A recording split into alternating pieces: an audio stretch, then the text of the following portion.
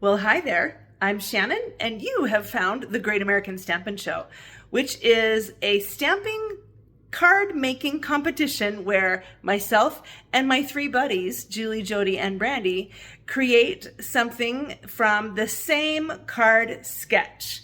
This week is template number 20 from page 22 of Stampin' Up's annual catalog. I've got a little drawing I'm going to show you of mine, and guess what? You get to choose the winner. So take a look at my video and the other three videos too, which you can find links to their videos in my description.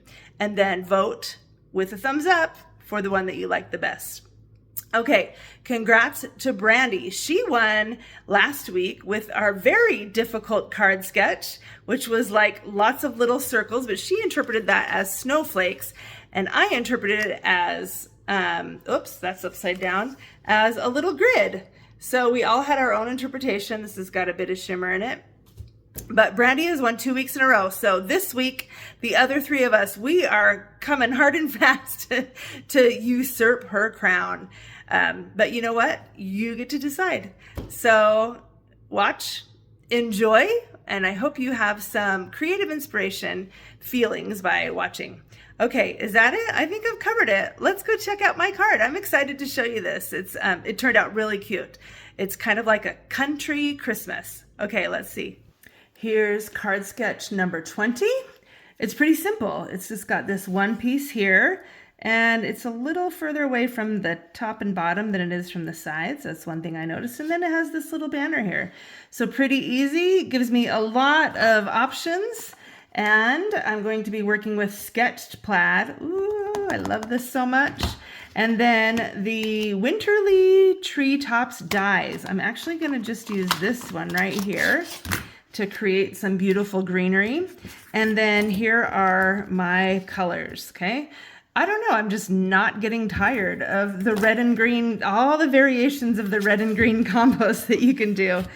Oh, it's so fun. There's so many. So I'm going to start off with sketched plaid, and I'm just going to cover it with cherry cobbler. And I mentioned in the intro that this is kind of a country Christmas sort of, and so one thing that gives it that look is I'm going to take this piece of basic beige, which I've pre-cut at 4.5 by 4 inches. And I'm just going to put it down here, but I'm not going to like completely cover it. Like there's probably going to be some spaces here and there. And I'm going to just kind of go like that so that it's got the plaid there, but it's not like super solid, if that makes sense. All right, let's see how it looks. Okay, yeah, that's pretty much what I was going for there. Worked great. So next I'm going to do a little coloring on this with my Pretty in Pink Stampin' Right marker. Now, a few episodes ago, I did this card. I should have taken it out of the sleeve, but anyway, so I did kind of the same thing with the sketched plaid with this, and then I think this was like episode 3 or something. It's been a long time, but I drew those pink lines on it. And this one actually, I write on the backs of mine, season 3, episode 5. This was the winner. And so I've had that plaid on my mind since then, and I've wanted to do something else with it. So here's another option of what you could do. So I'm just going to color in some of the area here. I'm just going to pick like a couple of the sections. Well, okay, so I'm picking 2 sections on each thing. So I'm going to do the same sections on each thing. And I don't think it really matters which ones you choose, as long as you do kind of the same one on each section, if that makes sense.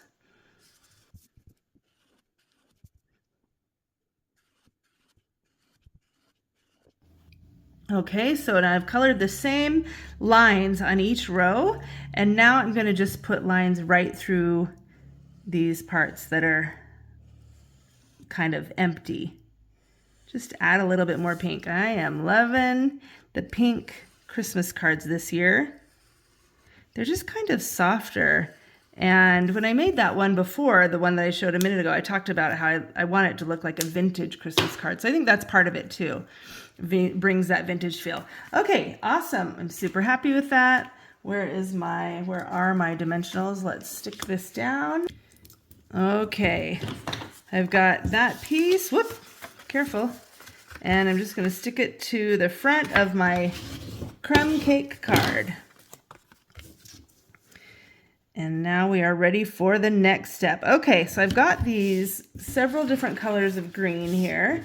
I've got garden green, whoops, that's not garden green, Mossy Meadow, and Lost Lagoon. And what I'm going to do is die cut this big die in all three colors. And so you can see there's lots of little branches on here.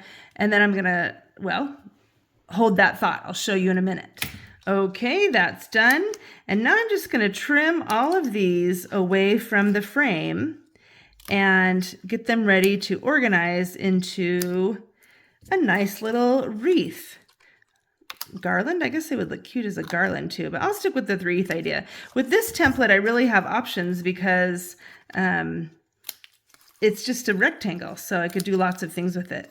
So each of these are going to get cut off, and I'm not going to use every single piece, but I want to have a lot of them because I'm going to layer them onto the card and make a really, I don't know, robust, beautiful, thick, full wreath.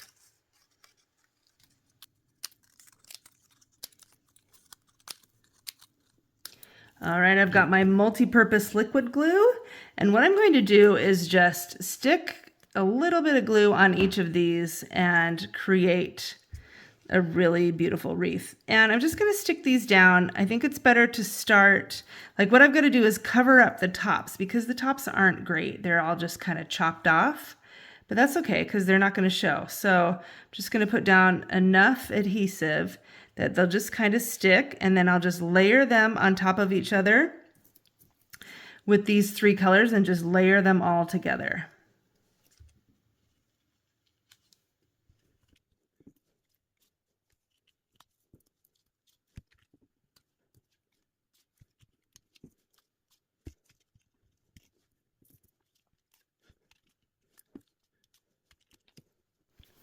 This is looking awesome. I actually did it a little smaller than my prototype, so I'll show you that one in a minute.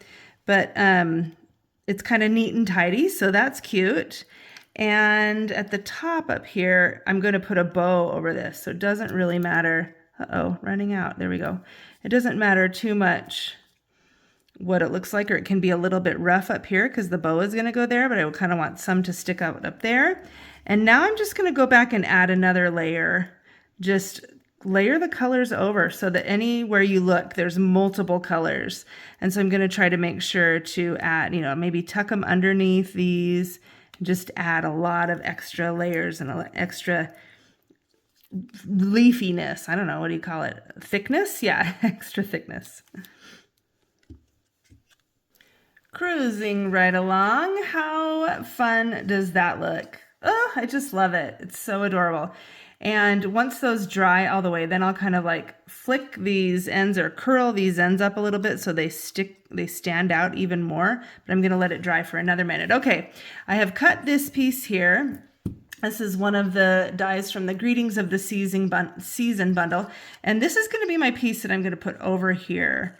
And so I've got my stamps. I'm going to use Merry Christmas.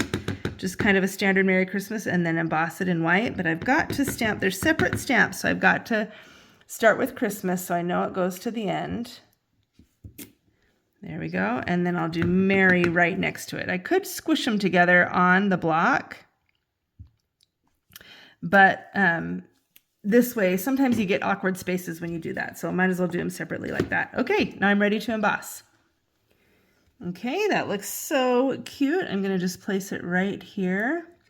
And then I'm going to trim that little extra bit off so that it lines up evenly with the card.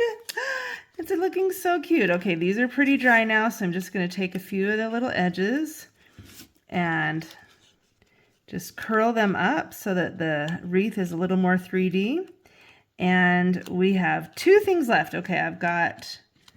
Ooh, I'm kind of being sloppy about this. That's okay. Okay, I've got ribbon. What ribbon should I use? This wreath needs an awesome ribbon. So my go-to and my favorite, And what made me say this is kind of a country wreath is this black and white gingham. I just love it.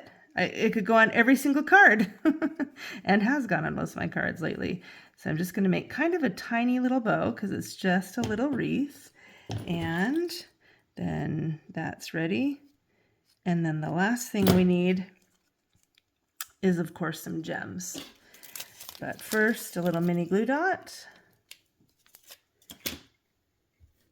Oh my word. This is so cute. I'm kind of speechless.